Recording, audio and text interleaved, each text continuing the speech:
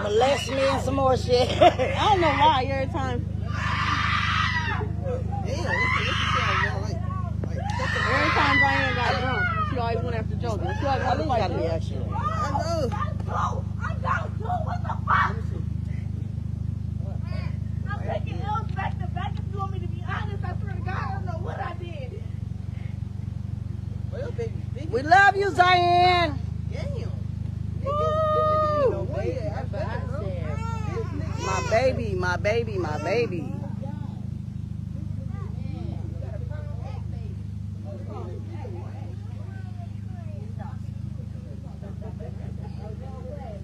Excuse me, Tyra. Excuse me.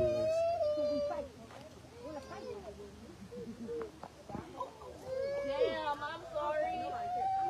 My baby. My baby, my baby.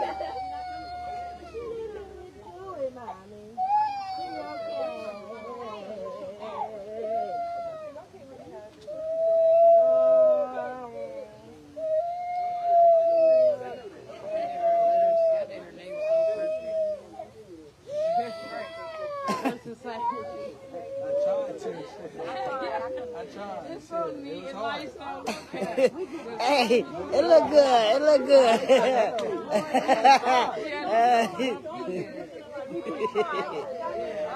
Hey, all that matter, it got done though. It got done though. That's all that matter. That bitch can be crooked, motherfucker. Diane know what the fuck it say. Period. Diane know what it say. Nigga, what? She know what it say. Yes, she do. Yes, she do. We do need more believers. Okay. No, this bitch about to be full. Oh, my mama. What kind of world makes a 23-year-old mother of 3 write her own funeral wishes on Facebook before taking her last breath? In Toledo, Ohio, on September 23rd, Zien, known to many as Nuckie Sylvester, ended her life. She was just 23, with 3 beautiful children left behind. And yet, what shocked me most wasn't only her death. It was her last words. Words that showed love, but also despair. Words that revealed just how tired she was. She wrote about her children, saying she wanted her sons dressed in pink at her funeral. Real men wear pink, she said. And she left a message of love for those who loved her. But she also confessed she was exhausted. She had made it to 23 with 3 kids. And she was gone. I had to stop and ask myself, how does someone so young, with so much life ahead, reach the point of giving up? Was it depression, fear, anxiety, or was it something deeper, something many of us see, but don't talk about? Because here's the truth. Pain hides in plain sight. People post smiling pictures online, but inside, they're breaking. And often, their final words are the only time the world pays attention. Think about that. How many young mothers, fathers, brothers, or sisters are carrying silent battles, and no one notices until it's too late? What struck me most in Zien's story wasn't just the loneliness of her death. It was the silence around her. Where was the support? African families, especially in the diaspora, are known for unity, for carrying each other's burdens. At least, that's the story we tell ourselves. But is that really true? Today, I look at other communities: Indians, Pakistanis, Italians, even Russians. They protect each other fiercely, even in foreign lands. They hold on to their family systems like their lives depend on it. But when I look at Black African families, especially outside the homeland, I see something different. A slow drift, a loss of connection. We don't recognize each other anymore, and maybe that's part of the reason why someone like Zien could feel so alone. Me take you back for a moment. There was a time when Black communities built their own systems. Black businesses, Black cabs, restaurants, thriving shops. We were creating something solid, something for ourselves. But then came the illusion of access. Civil rights opened the door, and suddenly, we were told we could join the so-called white man's world, and instead of strengthening what we had, we let it slip. We chased after what looked better. We believed that access meant freedom. But what did we really lose? Our support, our togetherness, our ability to think for ourselves. That's why Zien's death is more than a personal tragedy. It's a mirror. It forces us to ask the hard questions. Why are so many young black women raising children on their own? Why are fathers missing from the picture? Why do we accept broken homes as normal? And why do we stay silent when someone around us is sinking? This isn't just about one young mother in Toledo. It's about all of us. When I first read her words, I sighed. I thought about her 3 children. I imagined them at her funeral, dressed the way she asked. Too young to fully understand. Too young to lose their mother. And then, thought about the years ahead. Who will raise them? Who will protect them? Because here's the painful truth. If nobody steps in, those kids are at risk of repeating the same cycle, and that should break every one of us. Don't text me. Period. I'm hit right now. Don't text me. Period. I'm hit right now. When people scrolled through Nuckie's Facebook page, they saw a young mother smiling with her kids. She looked strong. She looked like she was holding it all together.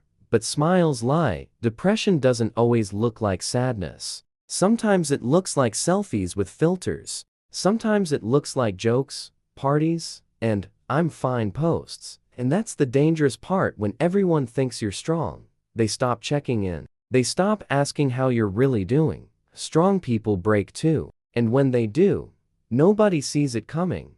Now picture being 23, with 3 kids, 3 mouths to feed, 3 sets of clothes, 3 little lives that depend on you every single day. Rent due, bills piling up, food stamps stretched thin. Maybe you're working 2 jobs and still not making enough. And on top of that, depression, anxiety, grief. This was Nuckie's reality. And it's the reality for so many young black mothers across America. But instead of help, most of them get judgment. She had kids too young.